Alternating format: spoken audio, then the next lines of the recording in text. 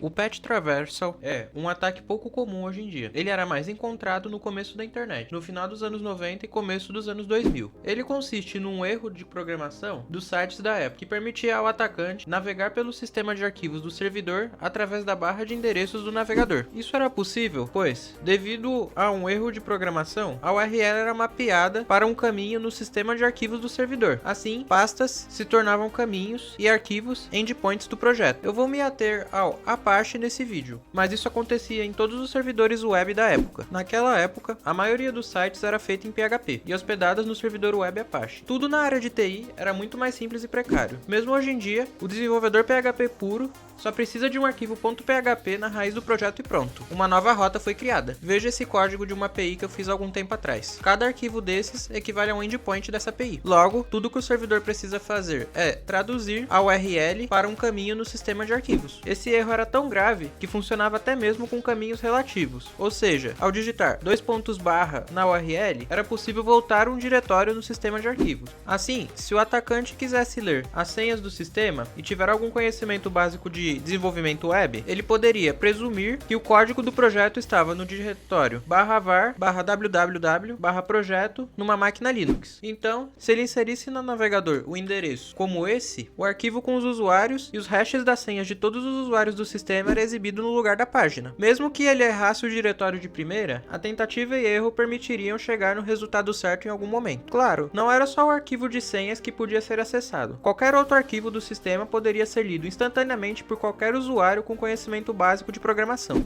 Trabalhar com TI naquela época, durante a bolha.com, era uma maravilha, pois você ganharia bem para resolver erros e bugs bem mais simples do que hoje em dia, como o próprio SQL Injection e o Patch Traversal. Muitos profissionais de TI fizeram a festa naquela época. Com o passar dos anos, esse problema foi corrigido na maioria dos servidores web com patches eventuais, mas antes disso, o erro era corrigido direto no código, de jeitos muito específicos. Uma das formas de se resolver o problema era normalizando caminhos, removendo essa sequência de caracteres deles. Esse é um script Python super simples que faz isso. Outra forma era proibindo o acesso a certos caminhos no sistema, utilizando o conceito de whitelist e uma função similar a essa. Ou, muito mais simples do que isso, utilizar o comando chroot no Linux, que era basicamente um Docker precarizado. Mas é claro, hoje em dia, rodar o Apache no Docker resolve a maioria desses problemas, pois mesmo que o atacante acesse pastas que ele não deveria, ele não vai encontrar muita coisa, apenas um container Docker isolado. Bom, por hoje isso é tudo. Se gostou do vídeo, deixe seu like e se inscreva no canal. Qualquer dúvida, deixe nos comentários que eu irei responder. Até logo!